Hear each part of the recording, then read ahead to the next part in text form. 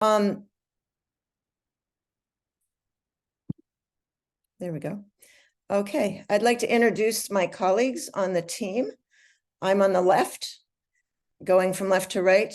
After that is Denise Melgar, Jake Sisko, Michelle Baird, and Amy Wintermeyer.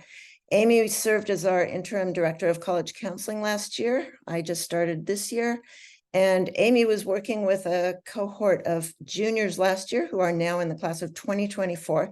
So she continues to work with them as well as me so that they don't experience a lot of disruption and going back and forth between college counselors.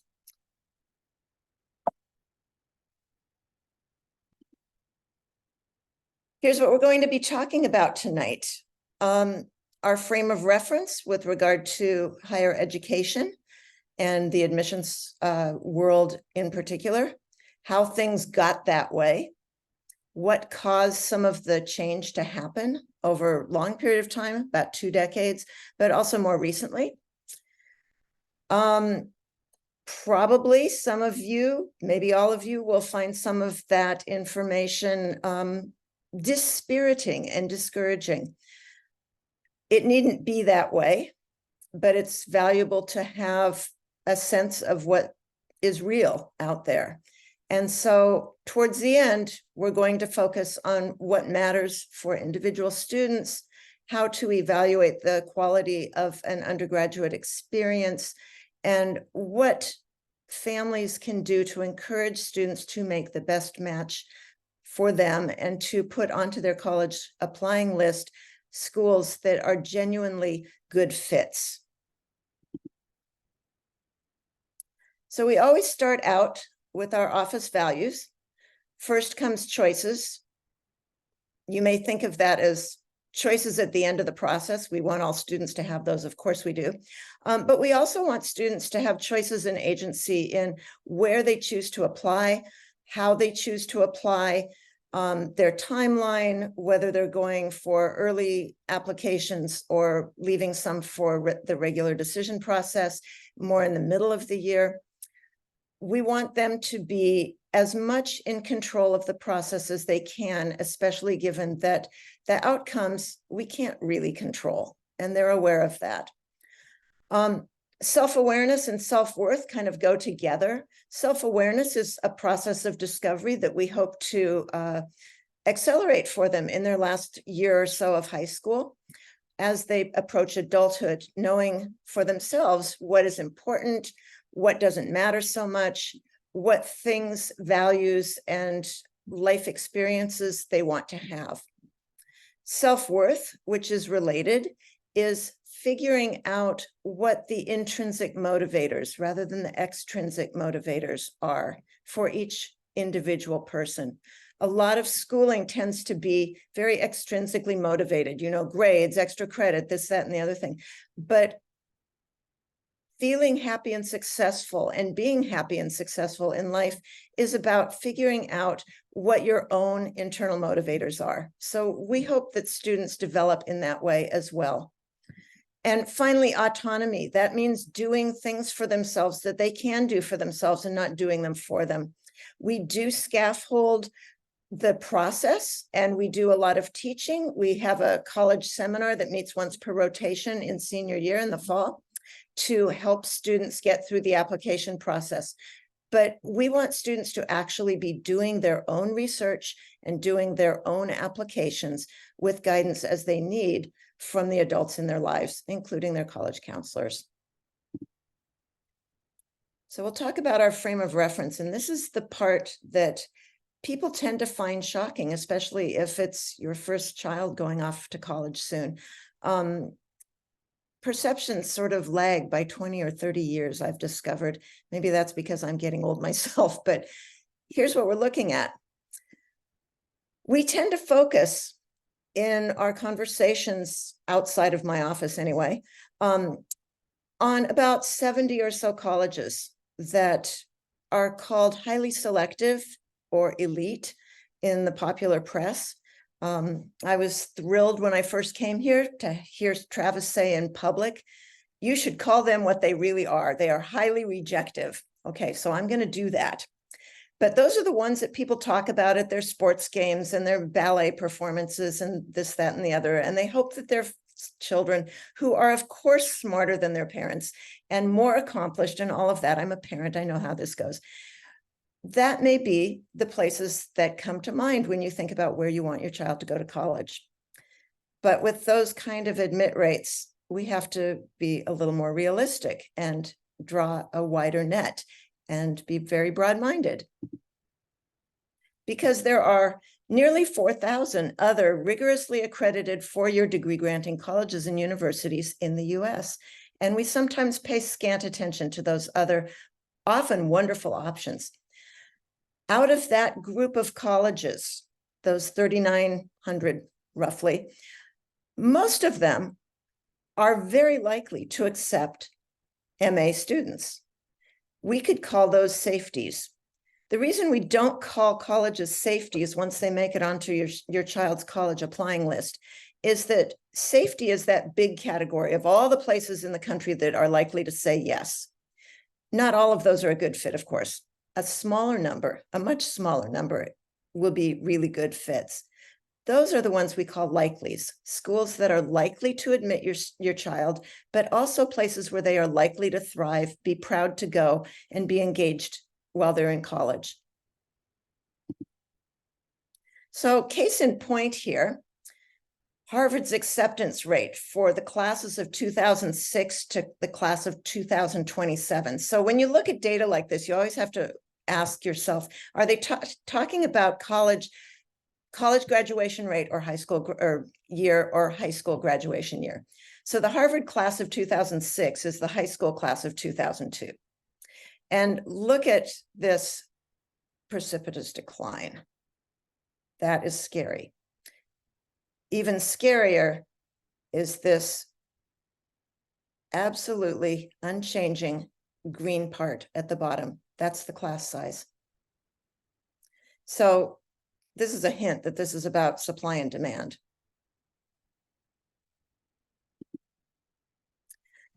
Yale did a thing. In 2017, they started a process rolling out an increase in their incoming class size of 15%.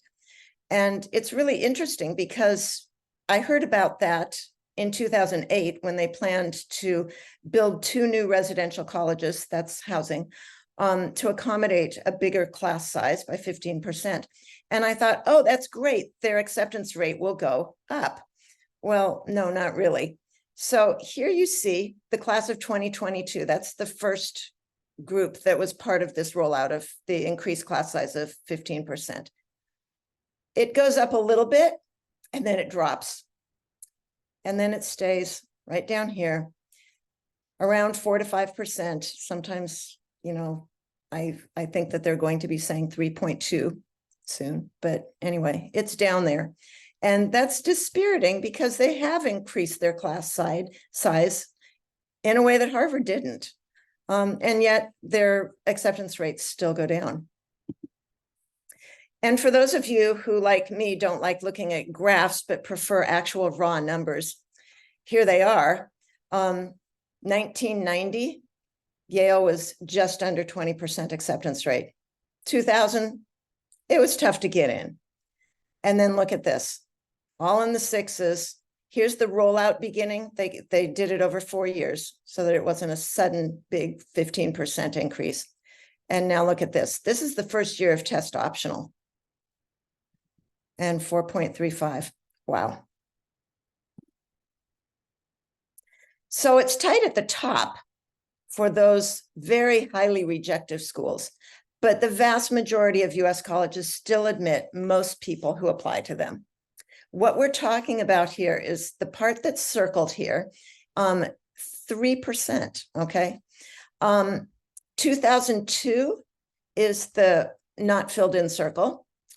2017 is the black circle that's filled in. And so you can see how those go back and forth. And what happens here in the higher admit rates is that there's the opposite of what happened up here with the highly selective. So how did all of this come to be? Well, first, there were declining acceptance rates among highly selective colleges, highly rejective, of whom this is just showing 15 of them. This is an interesting list, by the way. We're going to talk about shortly, how do you make an acceptance rate decline if you are a university enrollment management person? This one at the top started at 40% acceptance rate. That's University of Chicago. That's pretty alarming. Let's see, Harvard is always down here around the bottom. This is one of the reasons I don't like graphs, because I can't really tell some of those colors from others. I'm going to go on to the next one, because this is interesting, super interesting. Institutions with the greatest decline in admit rates. So this is Georgia Tech up here. And back in 2006, kids in California weren't so much applying there. Kids outside of Georgia weren't so much applying there. They have really risen to the top of the pile, though, and look what's happened to their admit rate. Other ones of note: Hamilton College, Pitzer, Emory, Colorado College, Tulane, BU. That's an impressive bunch to be experiencing big drops in admit rates over the last 15 years. This is a general graph showing the average acceptance rate of very selective colleges starting with 2006. So in the high 20s, so that would be a kind of almost a tier down from the Ivies, but still very selective. And then down here at the end in 2020, 2021, we have a little bit above 10%. And of course, there's the other ones that are just way down there near 4 or 5%.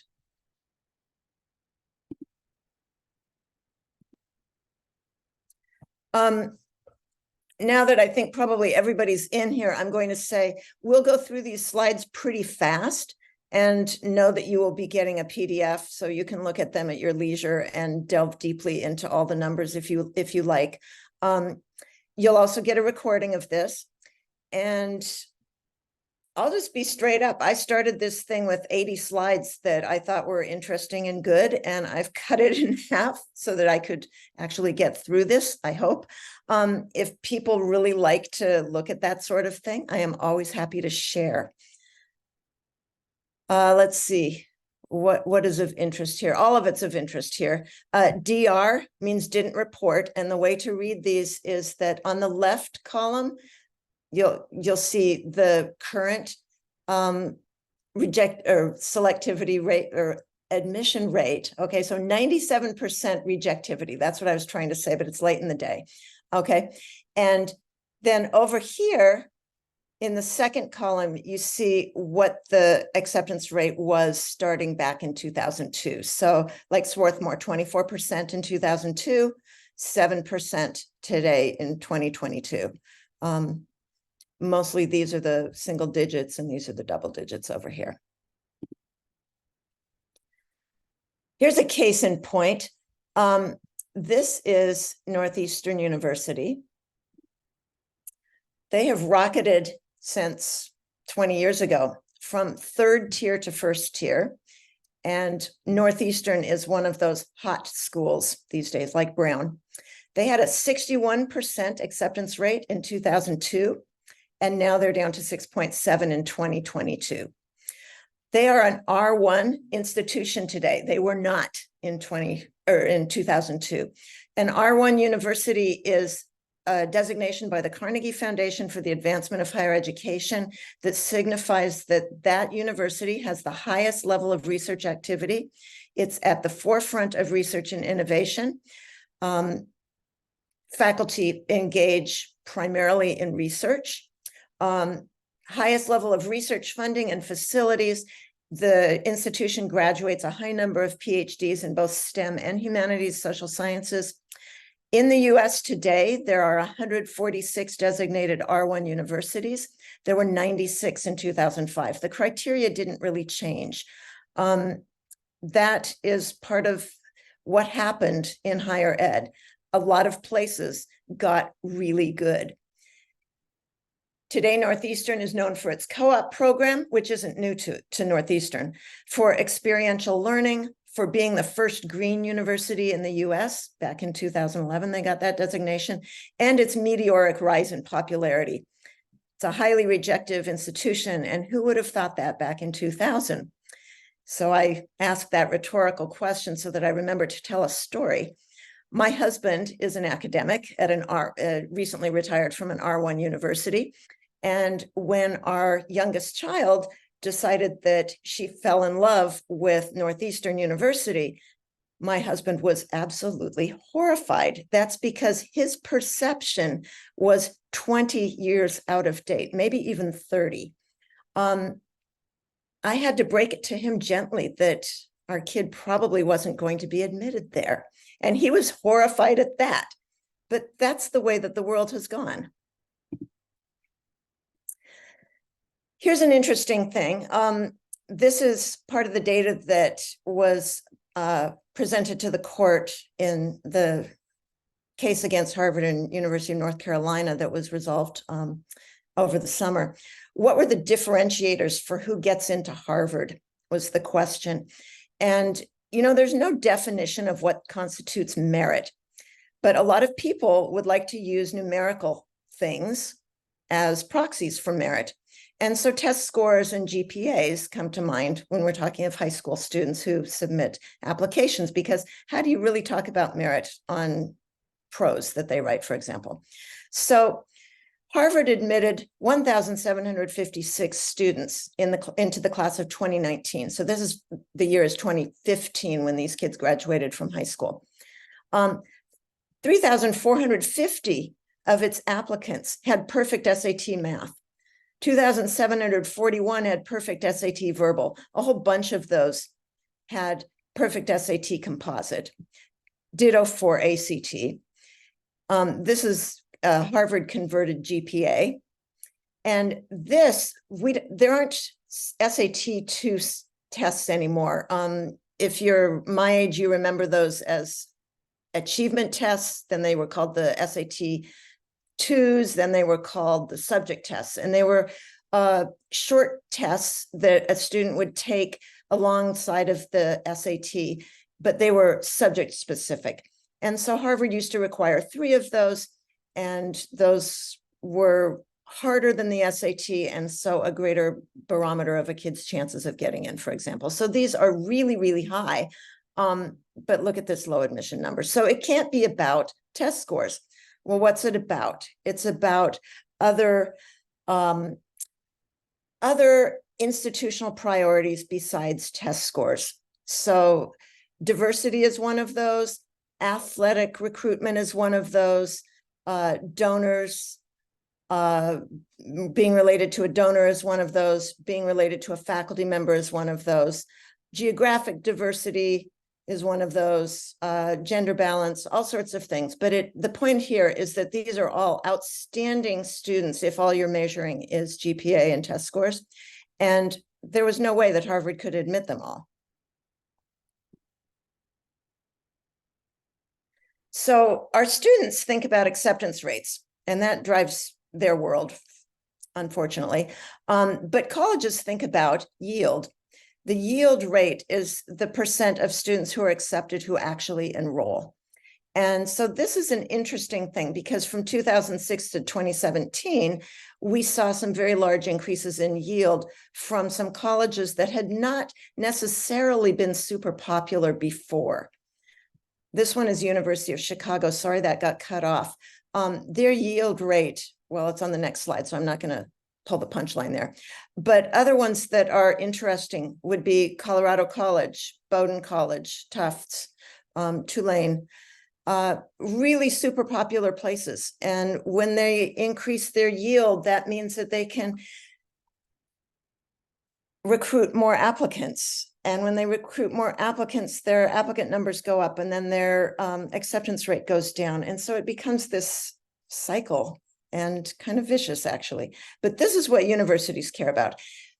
Consequently, one of the things that is important to some of these places, but not all of them, is demonstrated interest, because they want to admit students who will accept them back. because that increases their yield. So here's the slide I was referring to, the punchline for Chicago. This is 2023, so the most recent class of high school graduates. Their yield is 88% from that class. Harvard's, for comparison purposes, is 84%. How did that happen? Now, I'm not going to talk about Chicago in particular, but how did these things happen? So back in 1983, the first US News and World Report rankings got off the ground. And the way it worked back in the first few years was university presidents were asked to name what they considered the top 10 or 15 universities. And the ones that got named repeatedly made it onto this list. So we have national universities. So these are the ones that would be our ones. And national liberal arts colleges. Then we have east and west of the Mississippi. And that was how it went. If the college presidents of some other place think that your institution is great, and a lot of them do, then your institution gets a high ranking by US News and World Report. Now, it's become considerably more sophisticated in their metrics, but that's how it got started. Then there's also the college admission industrial complex. This is a NACAC college fair, and it's actually not very well attended. I've been to these that you can barely walk down the aisles between different vendors and different colleges. NACAC is the professional organization for college counseling professionals from both the high school side and the college side.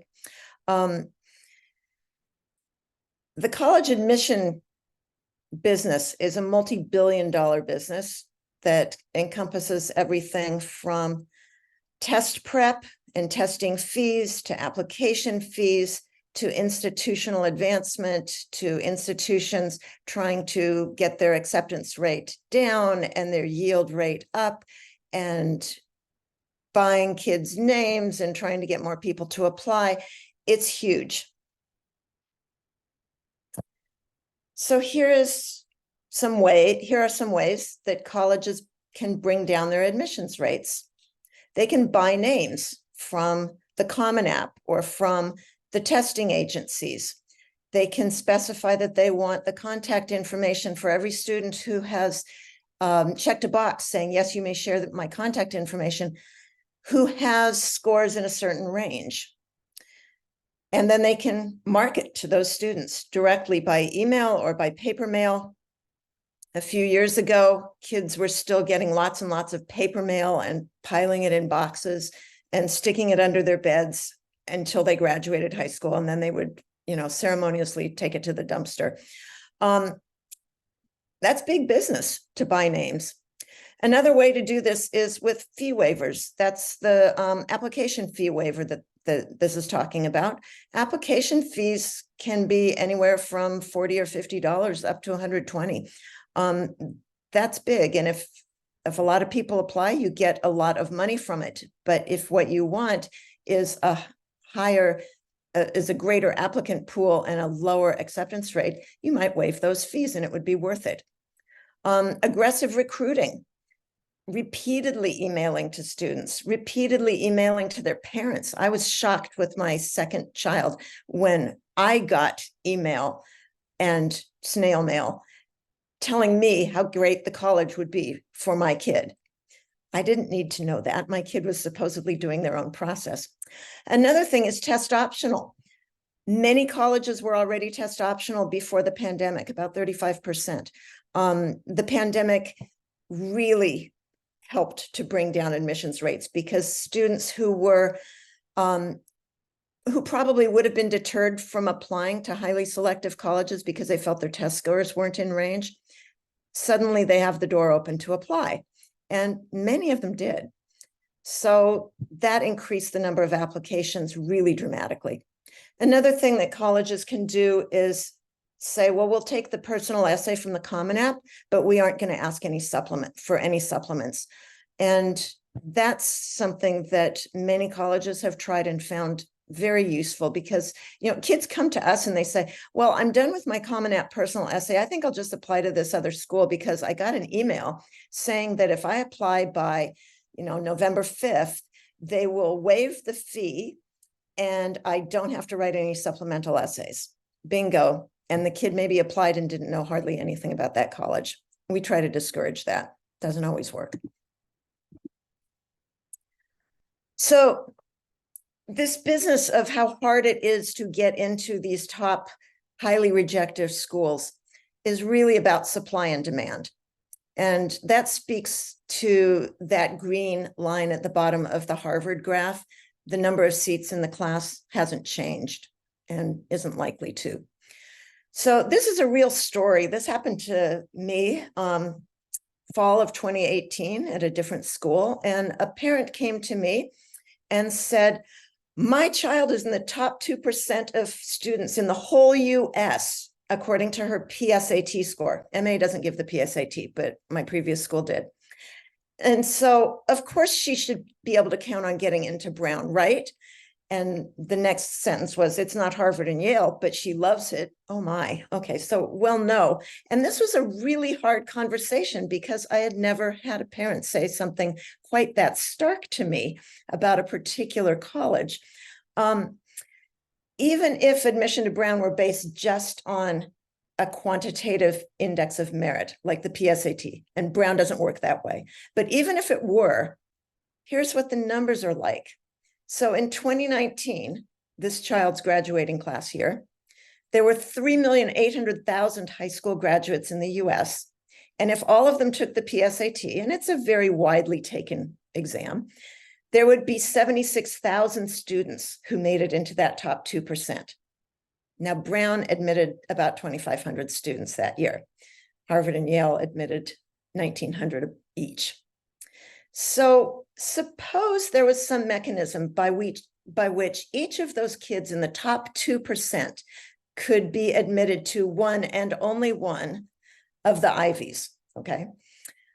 It would take 38 highly rejective colleges to accommodate all of them. And that's assuming that, 2,000 is about the average number of applicants who are accepted to these kinds of colleges. There are 8 Ivies and then a few more that people refer to as Ivy Plus. Those tend to be Chicago, Stanford, MIT, sometimes Duke. It depends what you include as the Ivy Pluses. The thing that's very interesting is that there are so many more Ivy Pluses there than there were just a few years ago. And I think it's much more than just a few. Anyway, demand certainly exceeds supply. And so what I would say is, being turned down by a highly rejective institution does not mean a student is incapable of being successful there, or is somehow not worthy, or is not a good student, or has no career prospects. That is not what's going on. There just isn't enough room. This is an interesting graph. This is from 2017. I haven't been able to find one that's quite like this, but I suspect it hasn't changed a whole lot. The red, dark red, and pink sections are the elite Ivy Plus highly selective colleges. On the y-axis, top 0.1% of income are kids who come from families with the top 1% of income are largely going to those highly selective schools. And then as you go down the income levels to the bottom 20%, and the second quartile would be 40% and 60%, and 80% here. It's a pretty dramatic drop in the number of students at those income levels who are going to the Ivies, the Ivy Pluses, the highly selectives. And look at this group, so many not in college by age 22. Now, they may have graduated, but also they may not have gone to college at all.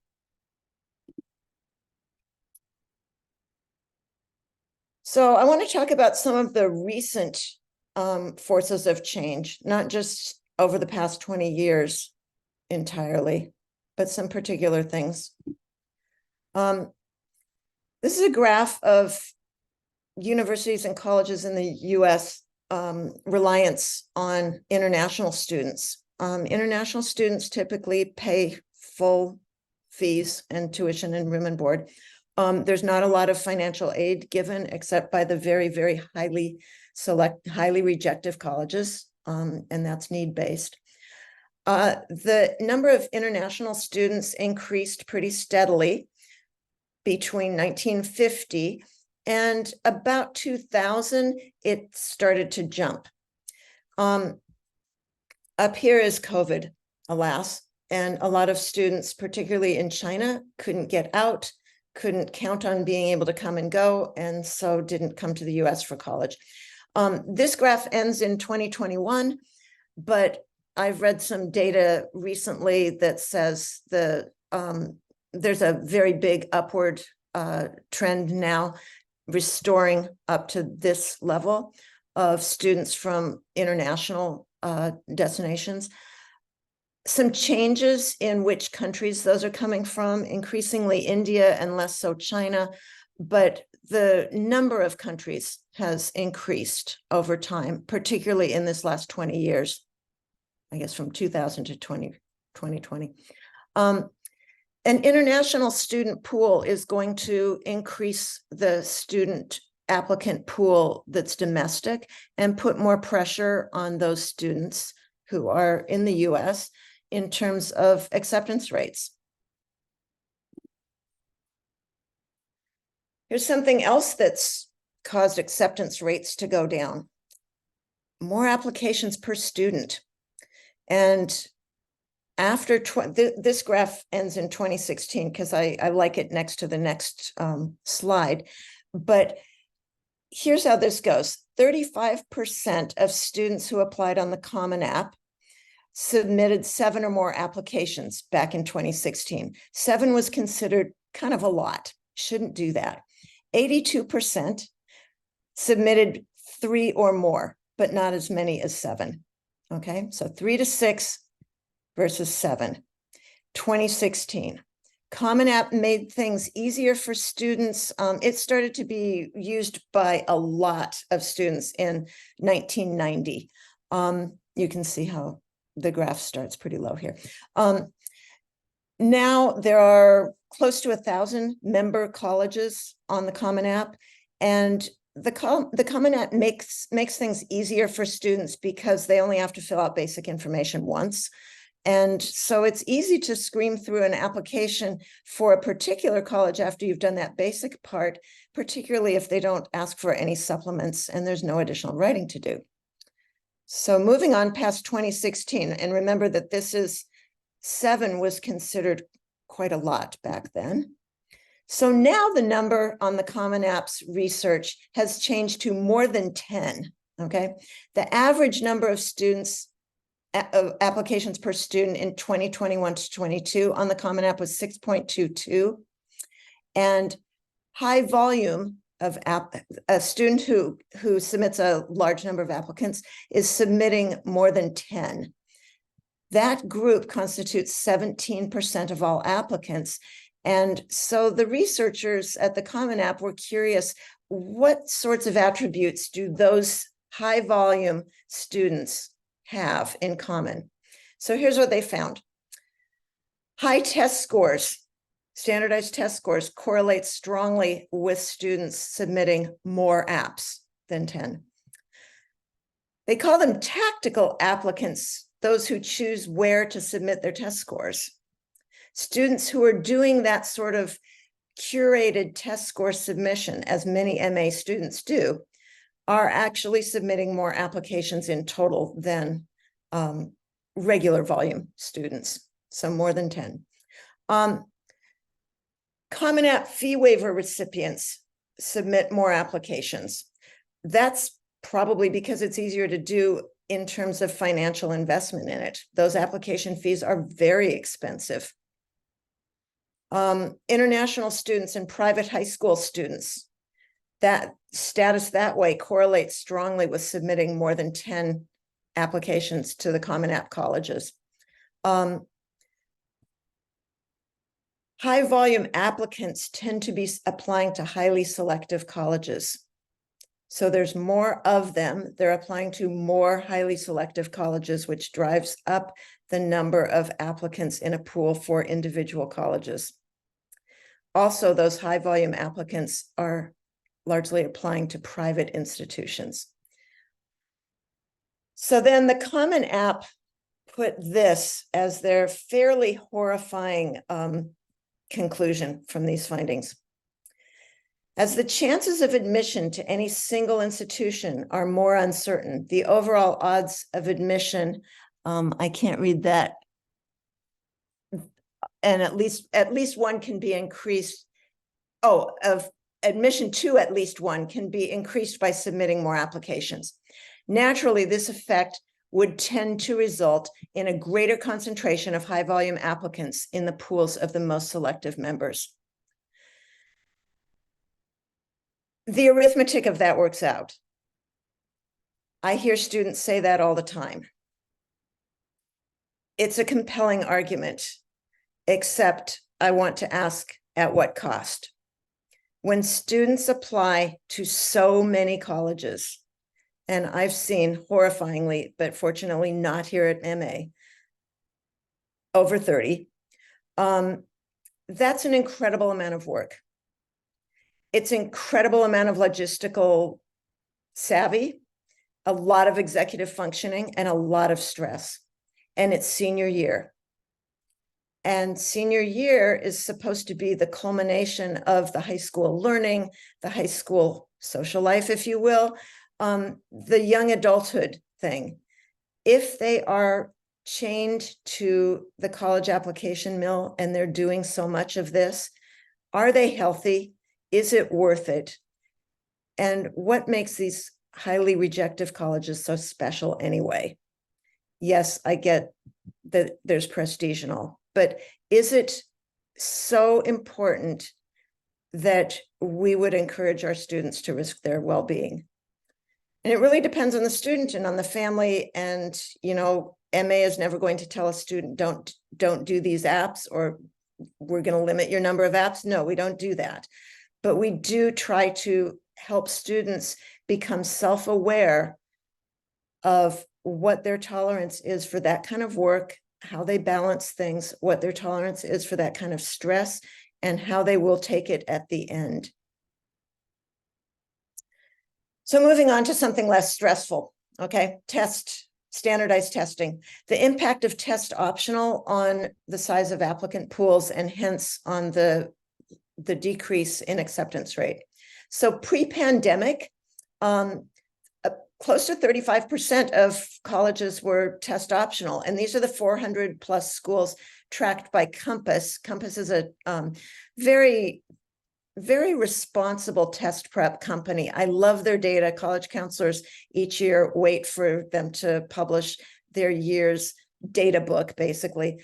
And so these are pretty much all of the colleges that MA students apply to are in that 400 plus schools that Compass tracks. After the pandemic, jumping from 64.7 colleges in those 400 required SAT or ACT, now it's down to 4.1%. Test optional as a permanent thing announced by the colleges going forward, we're going to be test optional, 47% of those 400 schools. Some of them were waiting for test-free or test optional to decide whether they're going to keep it or not. But then there's places like the UC system and the Cal States test-free permanently. So that means they don't even look at them. So this has changed the landscape in California particularly. But in terms of testing for college admission outside of the California publics, it's thrown students and their parents, and yes, sometimes their college counselors, into a place where they have to decide, should I send my scores? Should I not test at all? Should I send them some places and not to others? So I need to get rid of this side thing. There we go. Okay. Now I can see the far right column because this is the important one. These are some of those 400 colleges that SCORE tracks. And this is a piece of data that those of us who get into data have been waiting for since 2021. We all wanted to know, well, what's an individual college's admit rate with and without scores? And colleges weren't reporting that. What they were reporting was things like, oh, 51% of our admitted students didn't have scores. That doesn't tell us what we wanted to know. But now there's enough data that colleges are sharing this data, at least with Compass. And so Compass has done an analysis of this. So for example, for Amherst, 51% of applicants submitted test scores. There was a 9.1% admit rate from those students who did submit scores. And from those who did not submit scores, so the other 49%, the admit rate was 4.7%. This number, the 4.7, is almost twice, almost half this, okay?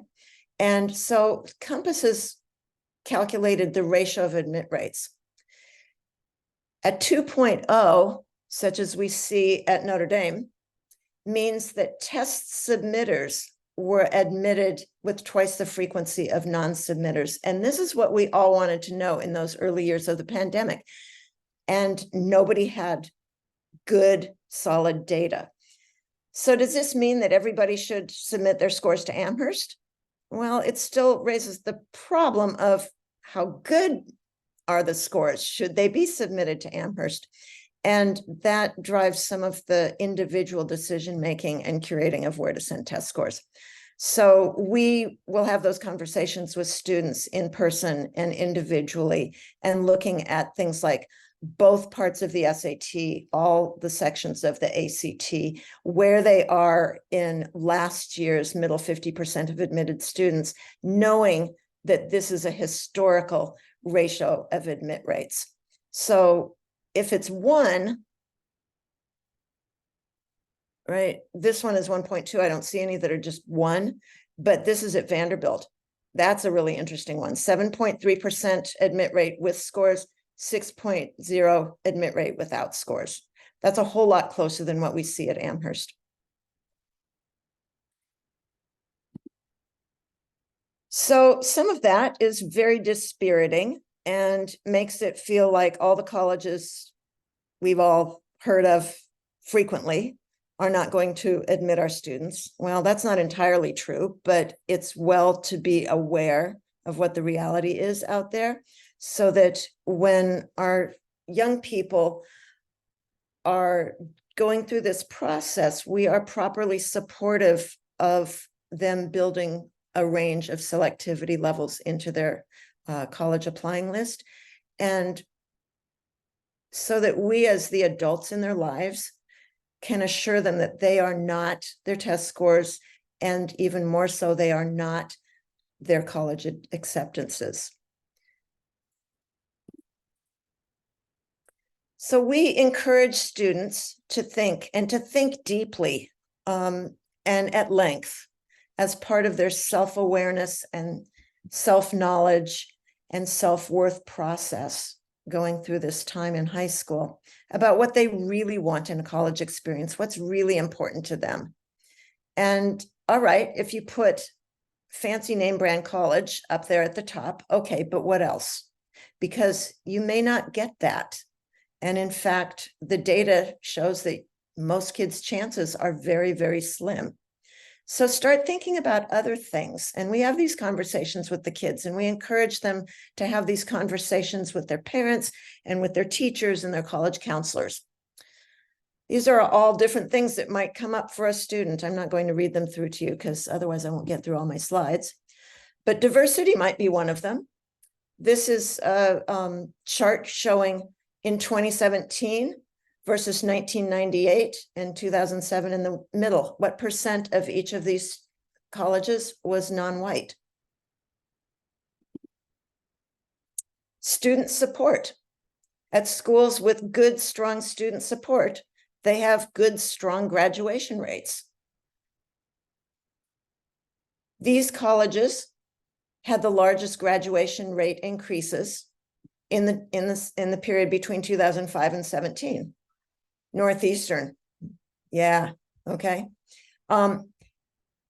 These colleges don't always land on people's radars if they're focused just on the Ivy pluses. There are lots more colleges like this. Saturation of the academic market. That means it's a bad job market for PhDs. It means good teaching and mentoring is everywhere. This really is true. The number of doctoral degrees awarded has just climbed. And it is the case that the retirement rate is not the same, is much lower than the rate of conferring of PhDs. So for example, if PhDs coming out of Princeton are looking to get jobs at a school similar to Princeton, they're likely to be disappointed. There just aren't jobs. For example, last year, over 1,400 math PhDs were awarded. 20% of them ended up in academia. That was it. And I think it was about 15% actually got tenure track positions. PhD grads from places like Cal and Princeton and MIT and Chicago are getting jobs at colleges that they perhaps would never have gone to as undergraduates. And their presence at those places has raised the level of teaching and learning. And they are really happy to be there, particularly if there's opportunities to mentor young people, or there's an honors college, or there's good funding for their research. And consider that there are 146 R1s. If you want your child to go to an R1 because of research possibilities, there will be one. And it will be with faculty from amazing places. So here's a trivia thing. History department has faculty with PhDs from Harvard, Yale, Vanderbilt, Cal, Penn, Brown, Michigan, and Cambridge. Which is it? Whoops. There it is. Sewanee, University of the South. It was a popular place with my students from Texas. It's not on so many people's radar here. Has about 1,500 students, I think. Really strong history department, though.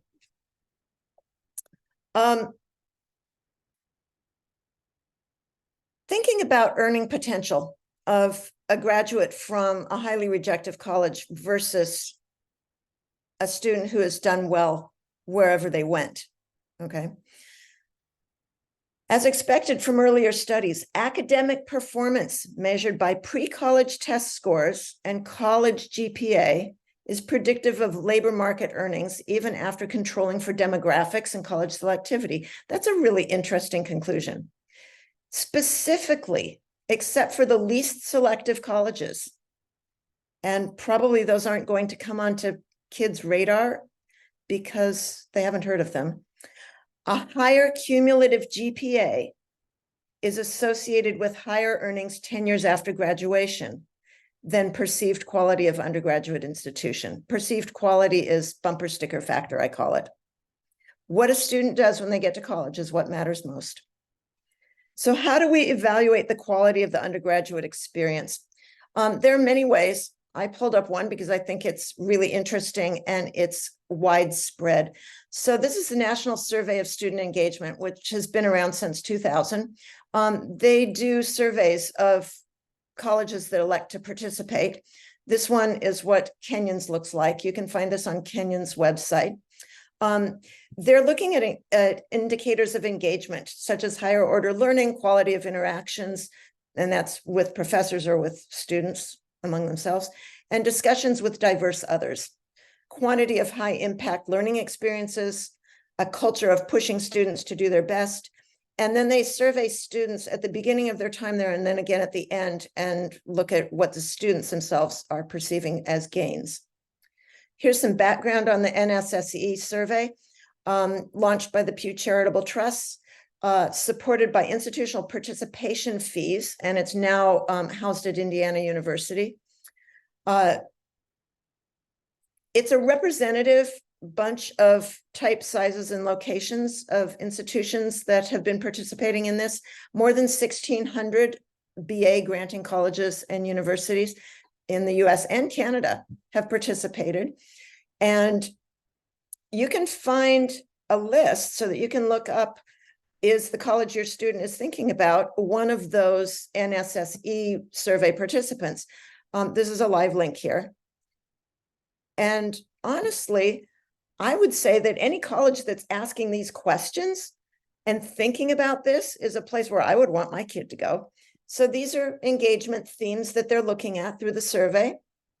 These are indicators. And as soon as I saw this, I thought, oh, you know, this looks like the MA5 competencies. We have 5, they have 4, and the skills.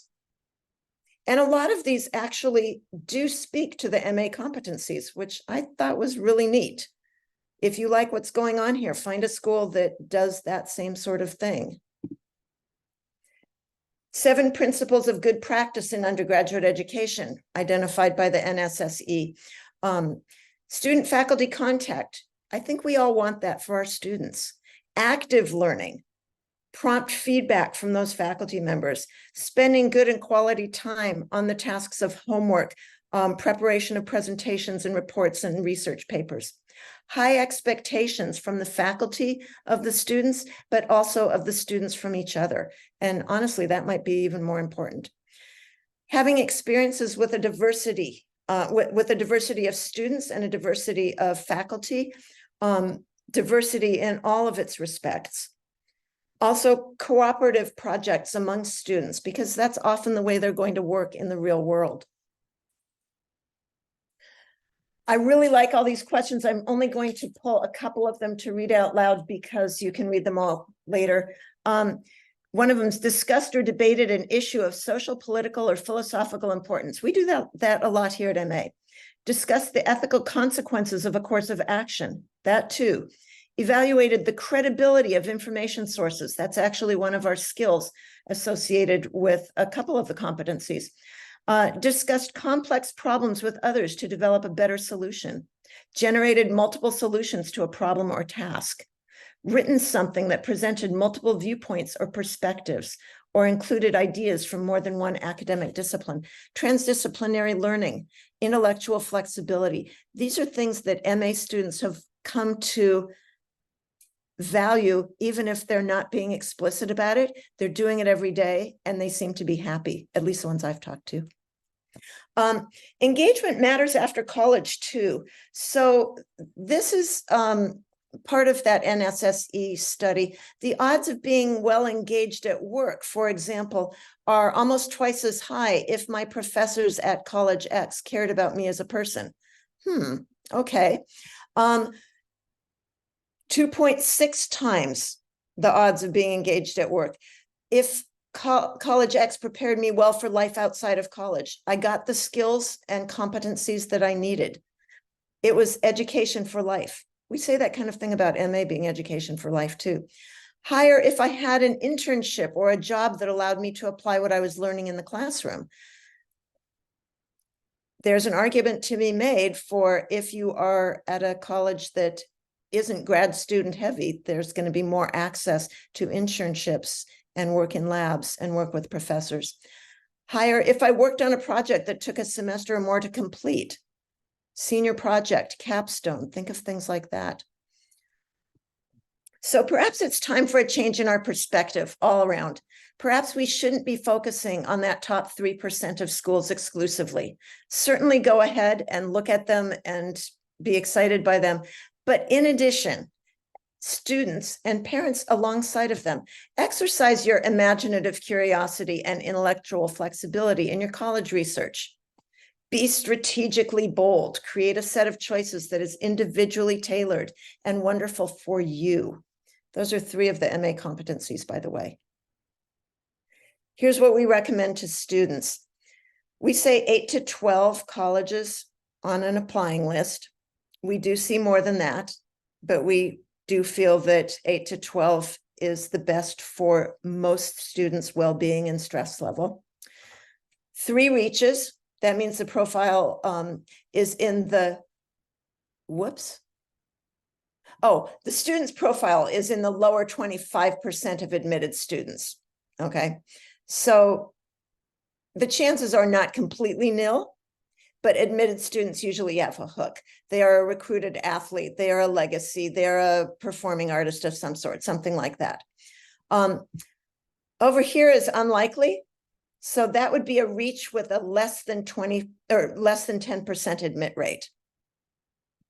So a reach that has a 20% admit rate is less unlikely than this. We don't say don't apply to these unlikelies. We say don't apply to very many of them. And when we see a list that's heavy on the Ivies or the Ivy pluses and not much from the possibles and likelies, that causes us to worry. And we encourage kids to research colleges and find good fits where they are in the middle 50% of previously admitted students. That's where their energy, including college visits and applications, should be.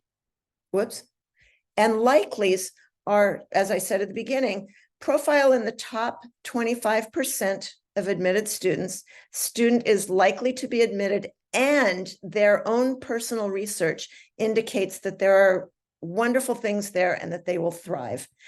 This is where merit aid happens, by the way. If a student is in the top 25% of a college's applicant pool, and if that school gives merit awards, the student may be getting one. It's a way to college can show love and increase their yield rate, right? So what does good school really mean? I want my student to go to a good school. We all want our children to go to good schools.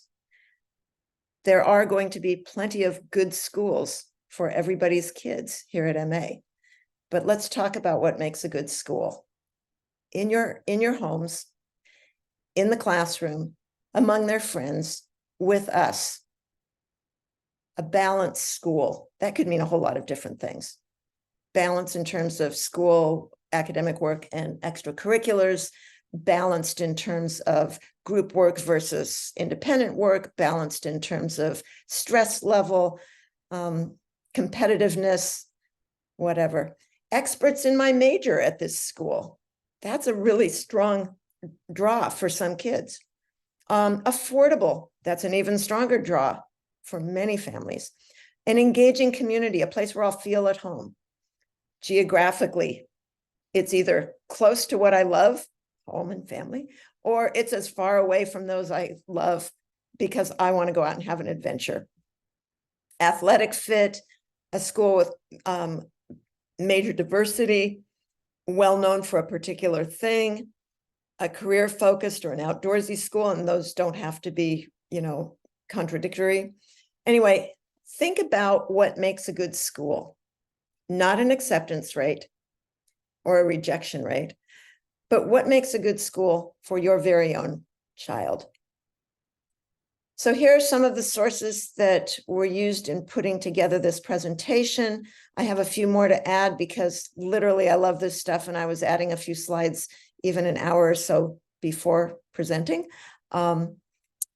Anybody who wants to see even more slides, let me know and I'll send them your way. And so I realized I did make it to 7:30 and got through all those slides. Good thing I didn't try to do twice as many. But if there are questions, I'm happy to stick around for 5 or 10 minutes and take them. I think the way to do this is probably to just unmute yourself and let's try not to talk over each other. Michelle, can you tell how many people are in right now? Yes, we have about 18 people who are in. And so maybe stop actually projecting, and then we can sort of see people in the gallery view, and they can let us know. They can raise their hand or they can sort of show up and I can unmute them. Okay.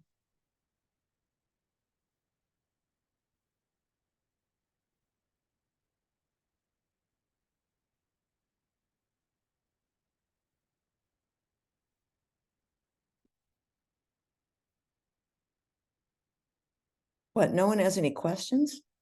How is this possible?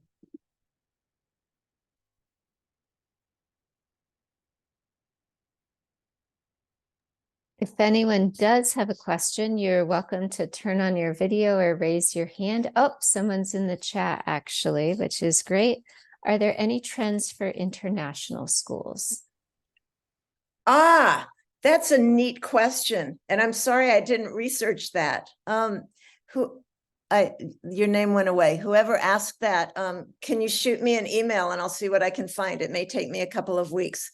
And let me know if there's a particular country you're interested in.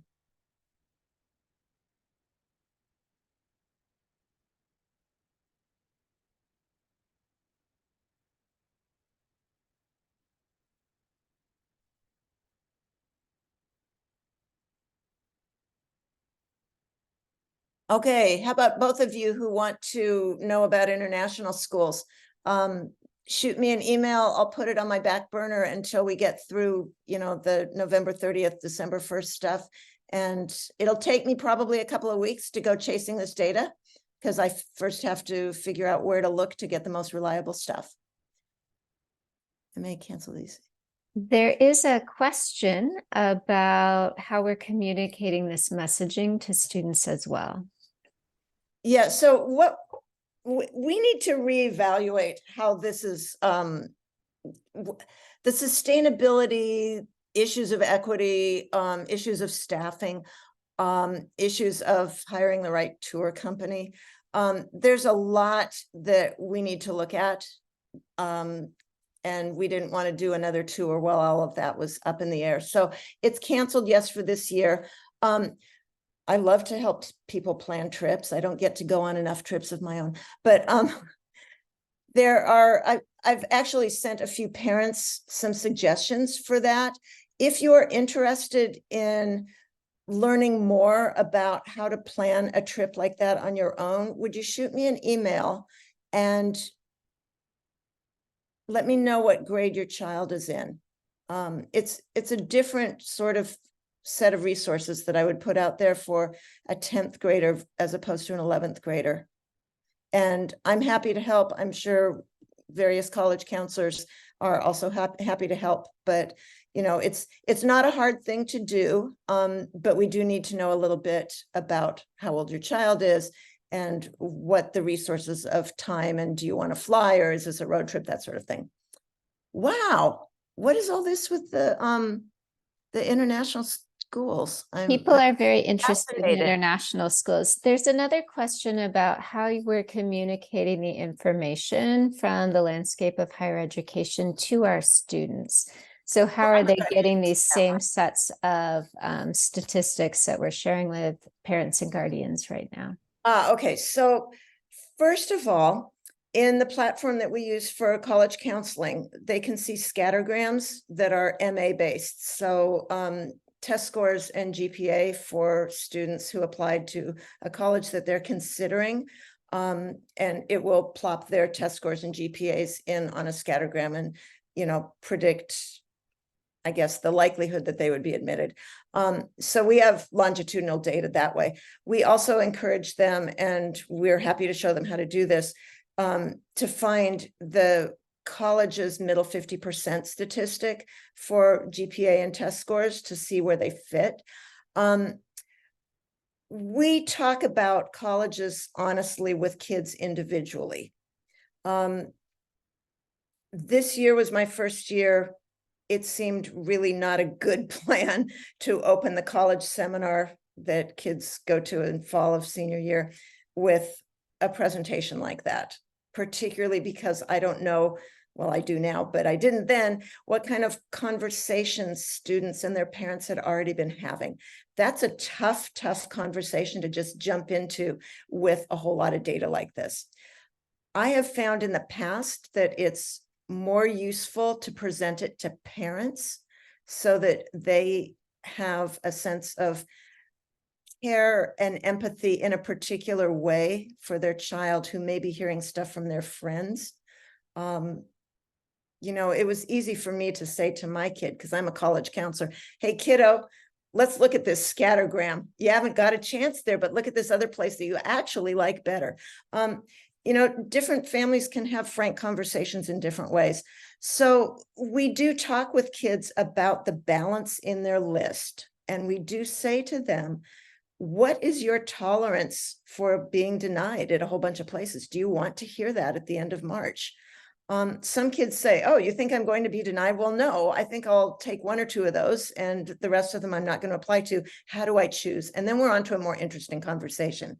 How do I choose which ones would be good fit?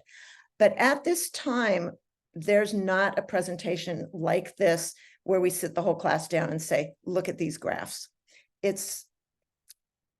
I feel, and it's been historical practice here, that those conversations are best held with students individually and with parents first. Which doesn't mean I change my mind. There's an additional question. Are there any trends for the UCs or any other large public schools that you're seeing? Okay, so the UCs, and I'm saying this from my last 6 years experience with this as a counselor in Texas, they are super unpredictable. And one of the reasons that they're super unpredictable is because they don't have test scores. So, the UCs that 5 or 6 years ago, I would have said a student has a pretty good chance of getting into. I can't say that anymore. They might be possibles, but we call pretty much most of the UC campuses reaches for everybody. Was the question also about Cal States or other large public schools? So there are a group of large public universities that regularly make it into the top 50 universities internationally. Those are University of Washington at Seattle, UCLA, Cal, University of Texas at Austin, University of Michigan, University of Wisconsin. Arguably, Virginia, North Carolina should be there too. The ones that are 47, 48, 49, they sort of go back and forth. And this is from the Times of London education rankings. So they do that ranking several times a year and adjust accordingly. So those places have seen just enormous growth in the number of applicants, and they are test optional, except for the CALs, which are test blind. And so that has increased their applicant pool. The pool has always been international for those places, so it's already big. It's getting harder and harder and harder. Place like UT admits very few kids from out of state. It's hardly worth applying. It's quite discouraging because they're an awesome place. And it looks like we have one final question. And this is a question about the research process for students. So where do you recommend that students go to research schools besides the websites of each institution to determine what is their fit, essentially? So where do they find about culture, experience, reviews by peers? Oh, it's a little fuzzy, but Lynn is holding up the Fisk Guide to Colleges. Blue and white. It's the Fisk Guide to Colleges. It comes out every year, and it gives 1.5 page summaries of life on campus. And these are not marketing pieces. These come from interviews with students. Every college in Fisk is updated every 3 years. So when you look at it, and we can't tell which one got updated most recently, but they don't change that much except for that horrible pandemic year, right? That is a super good resource for students. We suggest that they look at Fisk first, and if they like what they see, their next stop should be the college website itself. And we do show them how to navigate college websites and how to find information on housing or on different majors. What are the courses available? How many internships are, done by freshmen and so on like that. So yes, thank you. Thank you, Michelle, for putting that in there. So that's a really nice way to begin the reading about process. We make suggestions. We're going to start meeting with juniors. In fact, I've already met with a few juniors just last week. We suggest colleges to them based on things that they already know about themselves, like do they want to be far, far away? Do they want to be in a city or a college town or rural or whatever? We can start with, give them 10 colleges to research and then come back and tell us, I liked that one because of, and I didn't like this other one because of some other thing. And that's the way that we give them the next set to research. We don't lay 30 of them out for the student and say, here, go research all of these. We try to start with just a few, and then we want their feedback so that we can refine our recommendations to match what the student is looking for. And also we have family meetings. And so that's where we would collect from you parents what sorts of things you're looking for. Yeah, there are websites where kids can go and put in, here's my GPA and here's the size of school that I want. And it will, and it has to have majors X, Y, and Z, and it will deliver a few hundred schools. That's not super helpful. All right. And the very last question, because I know that it's been a little bit late and everybody's been hanging with us. So there's a question about admit rates for early decision versus early action. And then there's one final question about timeline in terms of when do family meetings start for the juniors, when do 10th graders get assigned their college counselors, et cetera. So one timeline piece and then a little bit about EDEA. Okay, so timeline piece is sophomores get assigned their college counselor. I think it's before spring break. Juniors, we start meeting with families after we have an initial meeting with the student. And so you'll be getting some information about setting those up. We like to meet with the student first because students typically defer to their parents and let their parents do all the talking in a meeting. That's the polite way of saying it. Okay, so let's see.